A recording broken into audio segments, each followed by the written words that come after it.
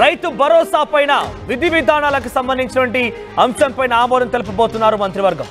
Ration కార్డులు, ఇందిరమ్మ ఇండ్ల పైన కూడా నిర్ణయం తీసుకునే అవకాశం కనబడుతోంది. కొత్త ఇంధన పాలసీ పైన కూడా ఈరోజు చర్చించబోతున్నారు. 200 కొత్త పంచాయతీలకి ఈ కేబినెట్ ఆమోద ముద్ర వేయబోతోంది, గ్రీన్ సిగ్నల్ ఇవ్వబోతోంది. ముఖ్యంగా ములుగును మున్సిపాలిటీగా చేసేందుకు కూడా నిర్ణయం తీసుకోబోతున్నారు ఈ కేబినెట్ లోనే. సో అన్నింటికీ సంక్రాంతియే ముహూర్తంగా పెట్టుకున్నటువంటి కాంగ్రెస్ పార్టీ ప్రభుత్వం ఈ రోజు దీనికి సంబంధించి కేబినెట్ ఆమోద ముద్ర వేయబోతోంది. రైతు భరోసాకు సంబంధించినటువంటి అంశంలో ఈ రోజు విధి విధానాలు విడుదల చేసి రేపటి నుంచి తిరిగి మరోసారి దరఖాస్తులు చేసుకునే విధంగా ఇప్పటికే రాష్ట్ర ప్రభుత్వం చెప్పుకొచ్చింది. 5, 6, 7 తేదీలలో ఈ 3 రోజుల్లో దరఖాస్తు చేసుకోవాల్సిన అవసరం ఉంది. క్షేత్రస్థాయిలో మళ్ళీ గ్రామ సభలు నిర్వహించి రైతు భరోసా పథకం వర్తించేందుకు గాను ఈ రోజు విధి విధానాలను దృష్టిలో పెట్టుకుని రేపటి నుంచి దరఖాస్తు చేసుకోవాలి.